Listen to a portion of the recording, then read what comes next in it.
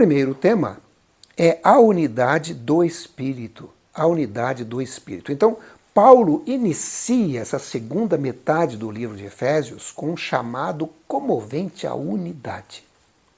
Primeiro, ele pediu aos crentes que alimentassem a unidade do Espírito. Vejam o que ele diz. Vamos ler. Efésios 4, dos versos 1 a 6. Rogo-vos, pois, eu, o preso do Senhor, que andeis como é digno da vocação com que fostes chamados, com toda humildade e mansidão, com longanimidade, suportando-vos uns aos outros em amor, procurando guardar a unidade do Espírito pelo vínculo da paz. Há um só corpo e um só Espírito, como também fostes chamados em uma só esperança da vossa vocação. Um só Senhor, uma só fé, um só batismo, um só Deus e Pai de todos, o qual é sobre todos e por todos e em todos vós. Percebam que ele identifica o Jesus vitorioso, exaltado como a fonte de graça aos que lhe deram a proclamação do Evangelho a todo mundo, né? E ele descreveu essas pessoas unidas, os membros da igreja, contribuindo para a saúde, o crescimento, a unidade do corpo de Cristo. Vamos ler Efésios capítulo 4, dos versos 7 até o verso 16. Diz assim: Mas a graça foi dada a cada um de nós segundo a medida do dom de Cristo.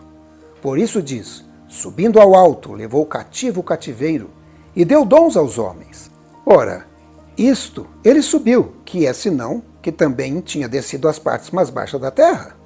Aquele que desceu é também o mesmo que subiu acima de todos os céus, para cumprir todas as coisas.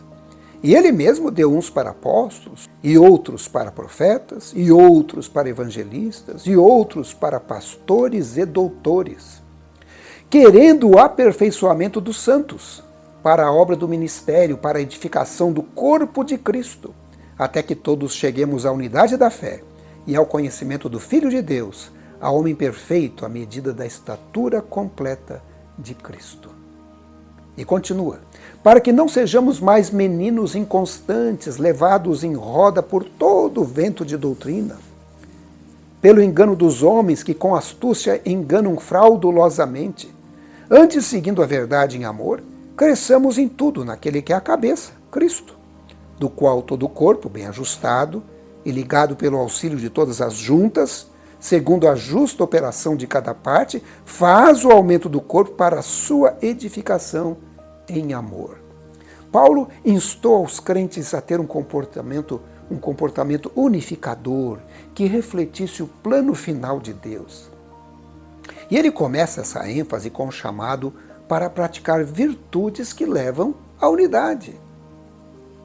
E notem que ele dá ênfase a 3 elementos que eu quero destacar com vocês: humildade, mansidão, longanimidade. Esses 3 elementos, talvez para entender um pouco mais quais são esses 3 elementos, a gente deve pensar nos contrários, nos antônimos, né? O que os antônimos querem dizer? Essas qualidades contrárias, né? Entre aspas. Por exemplo, humildade. O que é o contrário à humildade? É arrogância, é orgulho, é soberba. Então o cristão deve ser humilde. O membro da igreja deve ser humilde, sem arrogância, sem orgulho, sem soberba. O membro da igreja tem que ter mansidão. O que é contrário da mansidão? É cólera, é furor, irritação, ódio, raiva.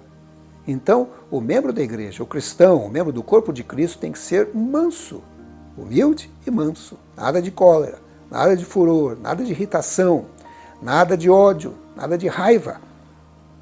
E o terceiro ponto, longanimidade. O que é o contrário? Impaciência, destemperança, né? Uma pessoa que está sempre brigando, né? Sempre impaciente, né? Mas o cristão tem que ser humilde, manso e longânimo. Que Deus nos ajude a promovermos essa unidade, né? Que Deus nos ajude, vamos pedir a Ele que nos dê humildade, possamos ser mais humildes, mais mansos, e agirmos com longanimidade para com os outros, termos paciência com outras pessoas também.